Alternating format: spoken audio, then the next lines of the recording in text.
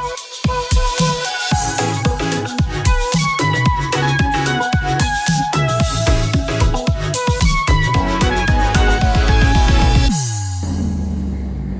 semuanya. Halo Ibu. Gimana kabarnya nih? Alhamdulillah Ibu sehat. Alhamdulillah. Nah, hari ini kita akan belajar apa? Ekonomi Bu. Iya benar, kita akan belajar ekonomi tapi dengan cara yang sedikit berbeda. Karena kita akan menggunakan metode problem based learning atau pembelajaran berbasis masalah. Nah, apakah Anda pernah merasakan bingung atau bosan dengan pembelajaran ekonomi?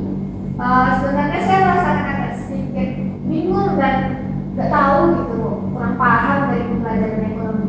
Karena banyak teori-teori gitu ya. Nah, tapi tenang, hari ini kita akan belajar langsung dari masalah nyata dan kita akan menganalisis masalah tersebut gitu ya, memecahkan masalahnya dan juga nanti kita cari solusinya apa, solusi yang bagus untuk kasus kita hari ini. Gimana? Mau? Mau dong Bu. Oke. Nah, sebelum itu Ibu akan jelasin apa sih problem based learning ini. Nah, problem based learning itu adalah pembelajaran yang dimulai dari masalah nyata yang berada di sekitar kita. Nah, bukan langsung dari teori yang pernah kita pelajari sebelumnya. Nah, kita akan memahami masalahnya, menganalisis apa sih sebabnya, apa dampaknya, dan juga kita akan memecahkan masalah tersebut dengan memberikan solusi yang pernah kita pelajari di teori-teori sebelumnya.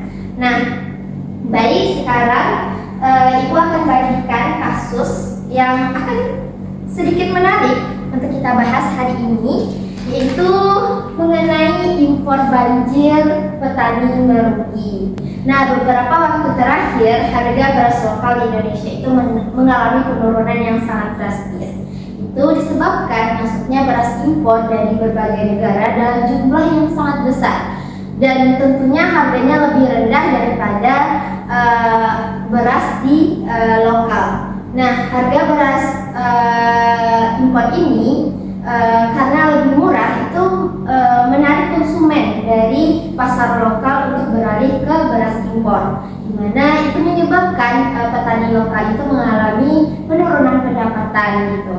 Dan tentunya pemerintah pasti mengalami kesulitan di antara mau menyelamatkan petani lokal atau harus menjaga kestabilan harga pokok bagi masyarakat luas. Nah, dari contoh kasus yang telah Ibu bagikan tadi, Ibu mau anak-anak Ibu berdiskusi mencari memecahkan solusi dari kasus tersebut dengan menjawab beberapa pertanyaan Ibu ya. Yang pertama yaitu apa sih keuntungan dan kerugian dari perdagangan internasional bagi Indonesia dalam kasus yang telah Ibu sebutkan tadi. Yang kedua, mengapa harga beras impor itu justru lebih murah dibandingkan beras lokal? Nah, di sini Ibu tidak akan menuntut anak Ibu mengenai jawabannya itu langsung benar atau langsung salah. Tapi di sini Ibu minta kepada anak Ibu gimana cara anak Ibu untuk mengaitkan dengan teori ekonomi yang telah kita pelajari minggu lalu ya. Oke. Ibu kasih waktunya 5 menit untuk mencari solusi memecahkan masalahnya ya. Oke? Bu.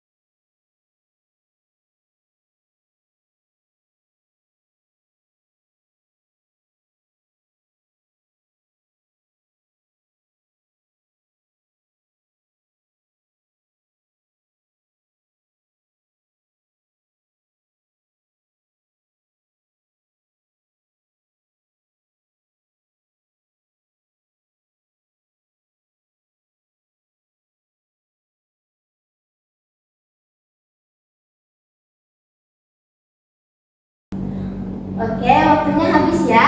Ada Bu, oke. Oke, sekarang Ibu minta apa yang telah Aura pelajari dari kasus di atas tadi.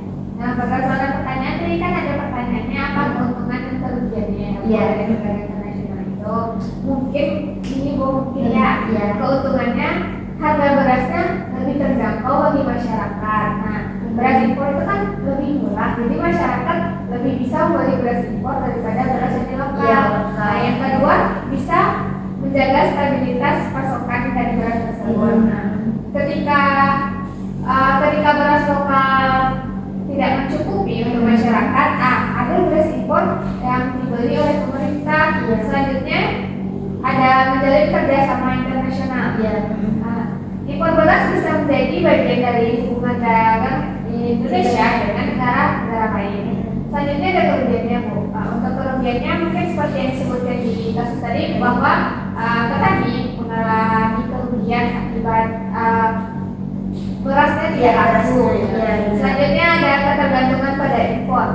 Bila terus-menerus di pemerintah mengimpor beras dari negara luar seperti Thailand dan Vietnam, kemungkinan kita bisa ketergantungan terhadap impor beras. Padahal di negara kita Bisa memiliki beras sendiri. Iya, benar. Selanjutnya ada kerusakan terhadap struktur pertanian dalam jangka panjang. Banyak petani bisa berhenti menanam beras karena pemerintah terus mengimpor beras Bu. Terus soal nomor 2 tadi ada mengapa beras impor lebih murah dibandingkan dengan beras lokal. Iya, lokal. Kemungkinan yang terjadinya pertama mungkin biaya produksi beras impor tersebut lebih murah. Mungkin pemerintah di sana produksi beras lebih murah atau dari pupuknya, tenaga kerjanya, dan yang lainnya itu lebih murah daripada di lokal gitu Bu. Atau bisa jadi dia udah pakai teknologi yang canggih gitu ya. Ini lebih gampang gitu Bu. Benar. Selanjutnya pemerintah di negara sana mungkin memberikan subsidi terhadap petaninya lebih banyak daripada pemerintah kita Bu. Seperti tadi bisa menyebabkan biaya produksinya lebih rendah karena subsidi. Terus ada juga efisiensi logistik dan distribusi Bu. Mungkin ya Bu, sistem pengelolaan dan pengiriman mereka mungkin lebih lebih efisien dan lebih gampang gitu, sehingga dapat menekan biaya yang jadi lebih rendah Bu. Menurut saya itu Bu. Maaf ya Bu kalau ada yang salah Bu. Baik. Nah, kalau dari penjelasan Aura tadi itu sudah sangat bagus ya. Jadi kita bisa menganalisis masalah tadi dan kita bisa mengaitkan apa aja nih dari ekonomi yang cocok dengan hal tersebut. Apa sih kenapa terjadi seperti ini? Apa sih dampaknya gitu? Itu sudah dijelaskan sama Aura dengan rinci. Luar biasa ya sekali diskusi kita pada hari ini dapat kita simpulkan bahwa perdagangan internasional itu ada keuntungan dan ada kerugiannya. Keuntungannya mungkin bisa bagi konsumen, tapi di sisi lain ada juga produsen yang bisa dirugikan dari perdagangan internasional itu. Tapi di sini pemerintah itu diminta bagaimana kebijakannya agar bisa menyeimbangkan kebutuhan produsen dan kebutuhan konsumen. Wah, keren banget Ibu. Seru banget gimana pelajaran PBL hari ini? Pelajarannya seru banget Ibu, karena saya ya Bu jujur lebih menangkap apa yang dijelaskan dengan materi seperti ini, karena otak saya lebih berpikir untuk menganalisis apa kejadian-kejadian dan kemungkinan yang akan terjadi gitu Bu. Iya, benar banget. Jadi kita tidak hanya belajar teori-teori aja nih yang panjang-panjang, tapi kita juga bisa belajar apa aja sih masalah yang terjadi. Contohnya negara kita sendiri juga punya masalah ekonomi tentunya kan. Nah, Ibu harap dengan pembelajaran ini anak-anak Ibu bisa memahami dengan banyaknya teori-teori dalam ekonomi. Dan Ibu minta apa yang kita pelajari hari ini bisa diulang-ulang. Dan tentunya di minggu depan ditunggu lagi kasus yang menarik dari Ibu, dan kita akan diskusi hangat mengenai masalah yang akan Ibu bawakan minggu depannya. Mungkin sekian aja pembelajaran kita hari ini. Ibu ucapkan terima kasih. Assalamualaikum warahmatullahi wabarakatuh. Waalaikumsalam warahmatullahi wabarakatuh. Terima kasih Bu. Iya.